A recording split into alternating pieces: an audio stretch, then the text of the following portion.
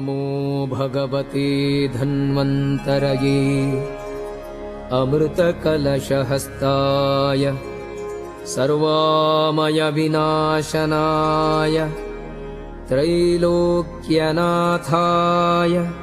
श्रीमहाविष्णवे नमः। ॐ नमो भगवते धन्वन्तरये अमृतकलशहस्ताय सर्वामयविनाशनाय त्रैलोक्यनाथाय श्रीमहाविष्णवे नमः।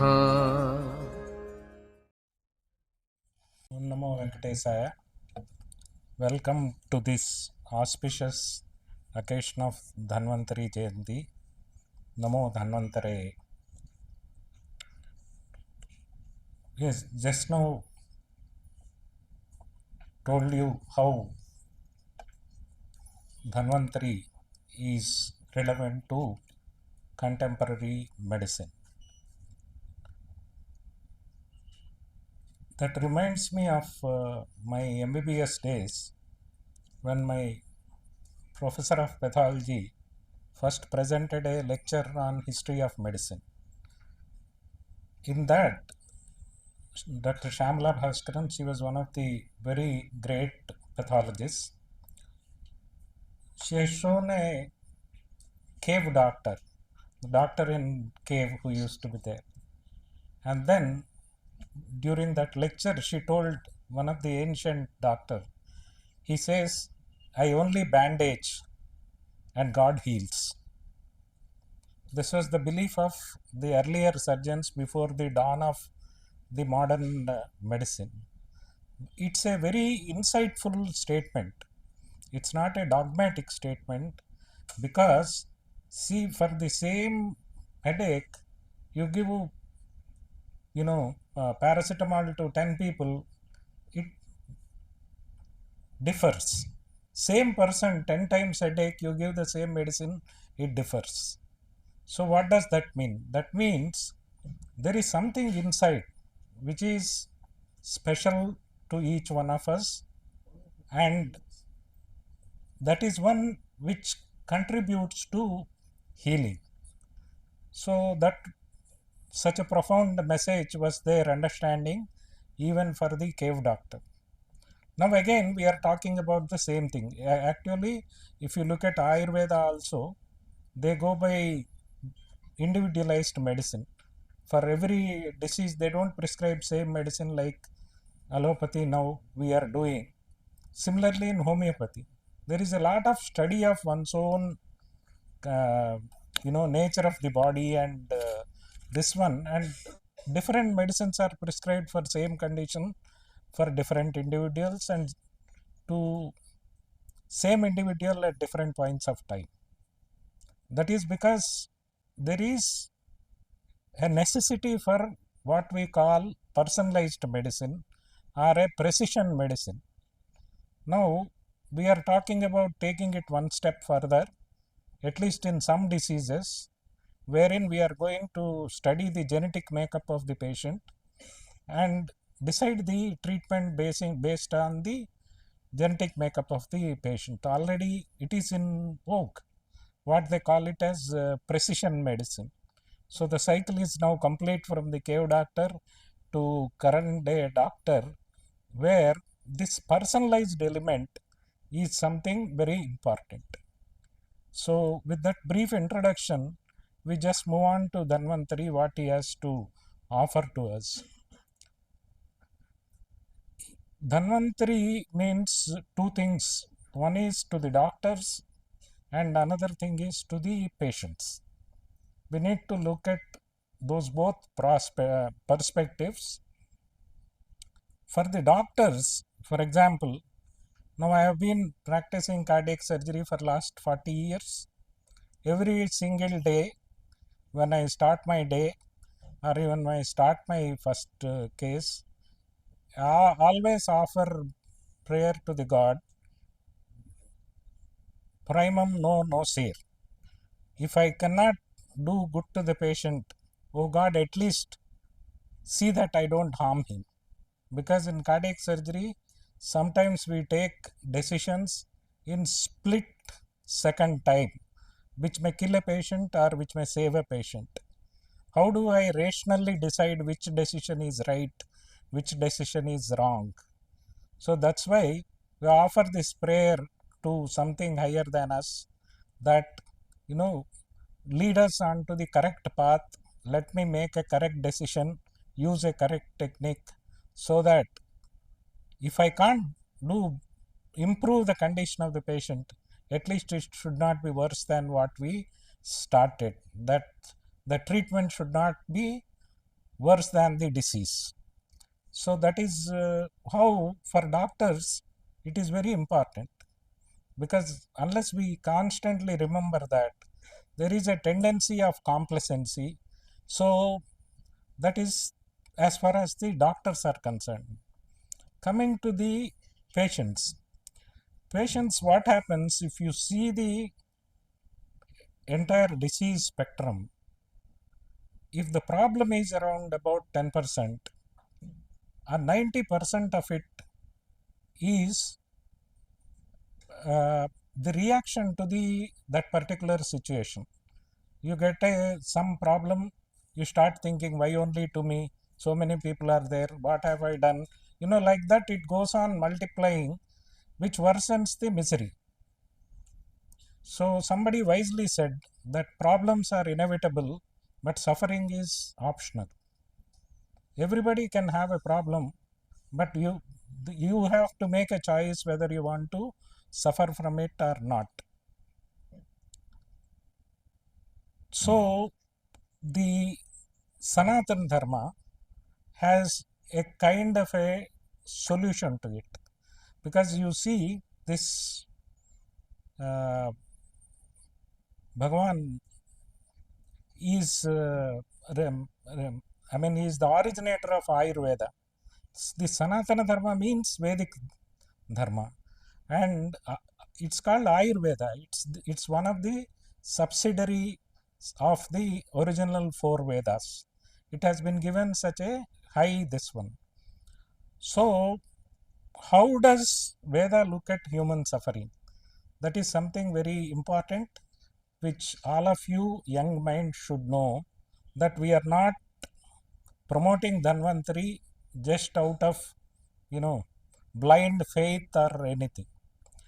Before that also, I would like to tell you something very important. The concept of this God in Hinduism. Just I want to clarify this, because for Hindus, Ganga is a god. You go to a peepal tree, it is a god. You go to a snake, it is a god. Then come to your own body, eyes have a god, tongue has a god, which means that to the physical universe, there is something more than the physical, which runs the system. I have eyes. Just presence of eyes, I won't be able to see. There is something more to this. So inside me, which makes me see and interpret. Now, as doctors, you all know that you have optic nerves, some chemicals happening, some action potentials generating. We know up to that much. But how does that translate into the perception or consciousness? Nobody could figure out as yet. So the rishis of Sanatana Dharma have named this principle beyond the what we see as God. So each one of this, so everything is a God. That's why people say there are 30,000 crores of gods for in Sanatana Dharma. That is because we differentiate this. Everything has a physical component and has a spiritual component. When you say Ganga, we are not saying the water. There is what is called as, in technical terms in Sanatana Dharma, it is called as Adhisthana. That Adhisthana in common language is called as God. So any spiritual entity beyond the physical, this one is called the God. Now, how is it relevant to our medicine today? This is not only to patients, it's also important to us as persons. Why this is important is this Sanatana Dharma, especially this part of which I am going to tell you, is called as Vedanta. Vedanta means the later portion, the knowledge portion. The beginning portion of the Vedas deal with the ritualistic worship, how to worship God, how to perform yajnas, etc. But the later part of Vedas is completely a packet of knowledge. Those what is called as Upanishads, otherwise collectively called as Vedanta. So I am going to tell you just a couple of techniques and how they are relevant to medicine and suffering. Suffering, one is from your diseases and all, and there are other sufferings, social sufferings and emotional and other, so many other sufferings. So one basic course is what is called as Drig Drishya Viveka. This is a technique in Vedanta. This is very simple. Though Vedanta people think it is too complicated, abstract, you will see when I present how simple and how relevant it is. The Vedanta divides the entire phenomenal world into two, Druk and Drishya. Druk means the one who is seen. Drishya means this entire what you are seeing. It says you differentiate everything, every problem, everything you encounter. You differentiate whether it falls into the field of Druk or Drishya. The reason is Drishya, whatever you see, it changes. Like for example, if you see, they start with a very small exercise of taking eye. This is a 3-level experiment. The first level is you see the eye is considered as the Druk and the rest of the phenomenal world is considered as the Drishyam. So you have multiple things. I see so many of you. I see the fan. I see this. There is a multiplicity. Not only multiplicity, now you have come after 1 hour meeting is over, you are going. But my faculty of seeing is constant. So that is the difference between the seer and the seen. Seer is constant, whereas that. Then they say, go to the next step. See, sometimes you get a cataract, or sometimes you get some conjunctivitis. You may not be able to see properly, or you get sight. You may not see properly. So you conclude that sometimes you see well, sometimes you can't see well. Who is telling you that kind of a knowledge? So there is a mind inside which tells you my vision is good, my vision is not good, etc. So the Drishyam becomes the eye and the Druk becomes the mind. Then they say you go back, go further into deeper into yourself. So then you say you get up in the morning and say I had a good sleep. Then sometimes you say I am feel tired. Sometimes you feel I am feeling very enthusiastic. Who is watching the mind? So here mind becomes the Drishyam and the something inner is the Druk, the one which is watching. So what happens? The mind becomes the Drishyam. All these things are changing, feelings, but the one constant is constant, it's non-changing.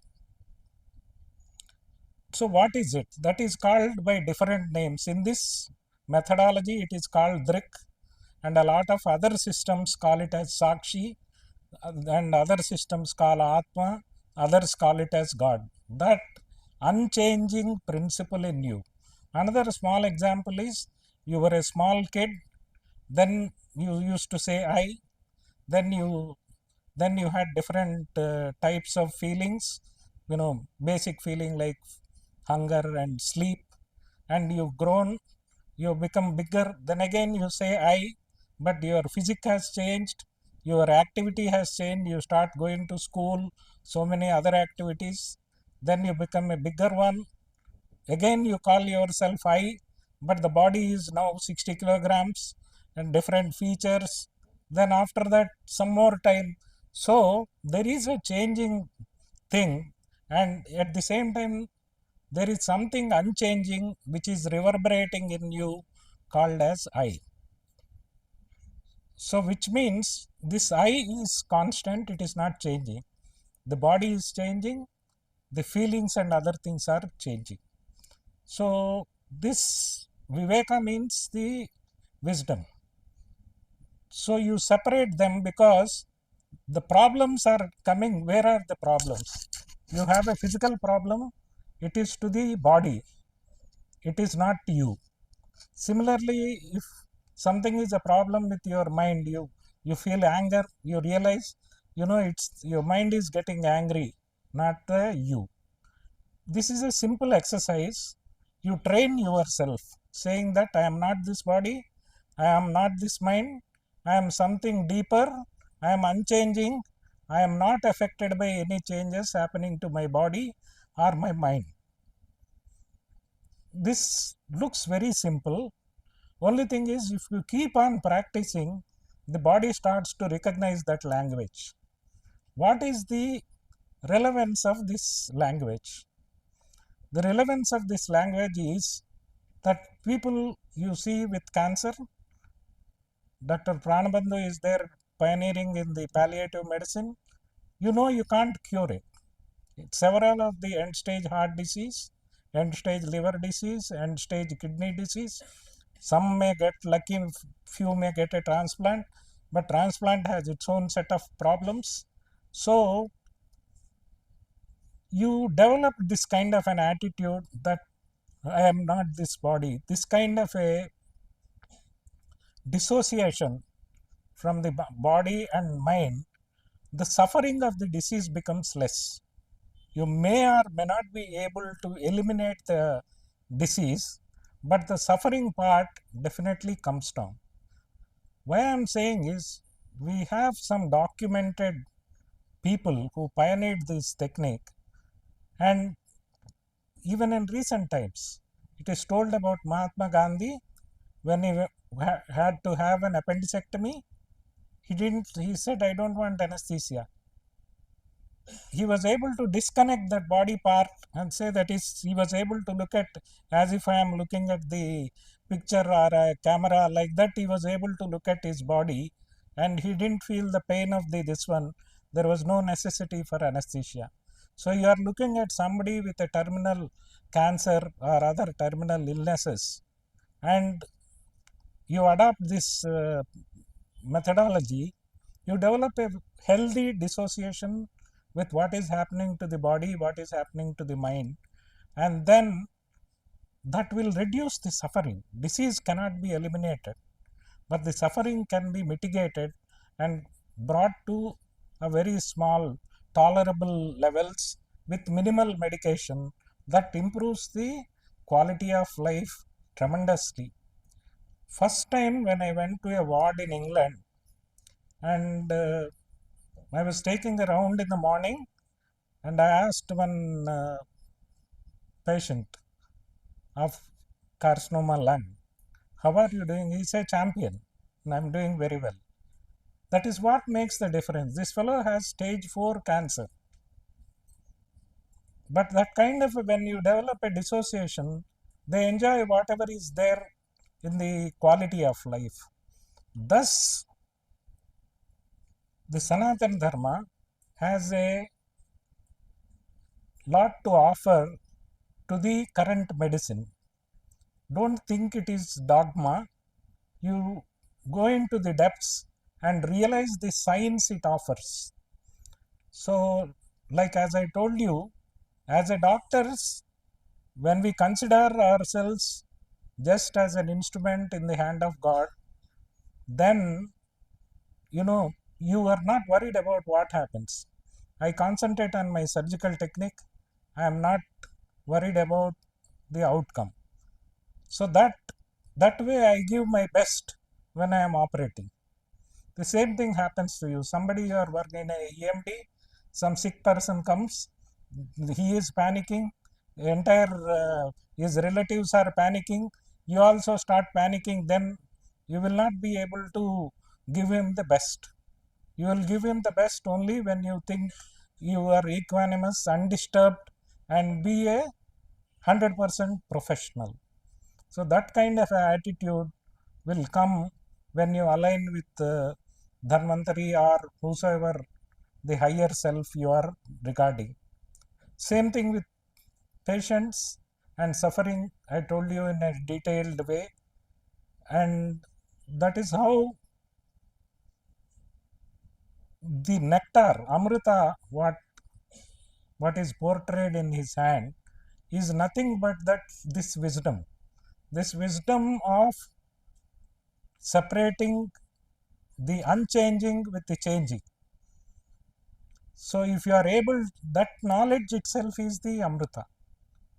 So it's not something physical. Just for understanding sake or for meditation, they have given a form and they have given a pot and some kind of a nectar.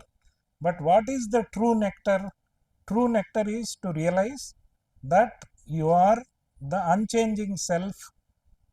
You are not this physical body which undergoes change.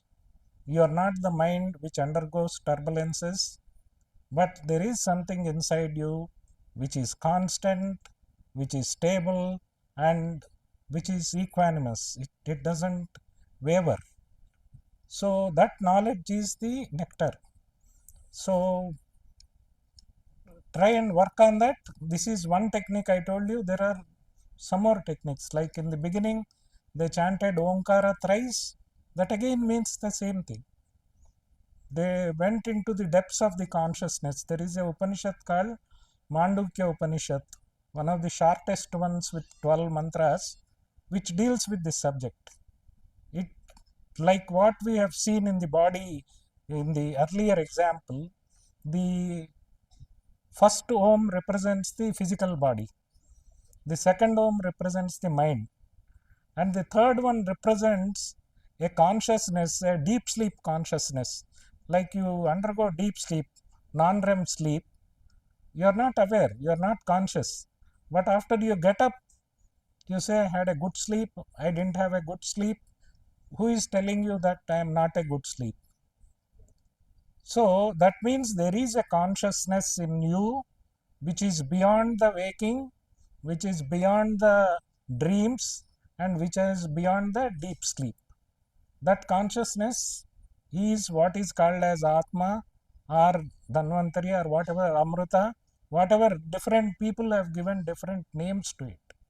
So by these techniques, you realize this knowledge, and this knowledge is the real true Amrita. And I hope I stimulated some thinking in you. Maybe some of you who are interested, we may take you further in subsequent occasions. And thank you very much, madam, for calling me for this. And may God bless you all with this wisdom of Drigdrishya Viveka, so that you enjoy your life. Not only you enjoy your life, you will be very useful to the society. Thank you all. नमो भगवते धन्वन्तरये अमृतकलशहस्ताय सर्वामयविनाशनाय त्रैलोक्यनाथाय श्रीमहाविष्णवे नमः। ॐ नमो भगवते धन्वन्तरये अमृतकलशहस्ताय सर्वामयविनाशनाय त्रैलोक्यनाथाय श्रीमहाविष्णवे नमः।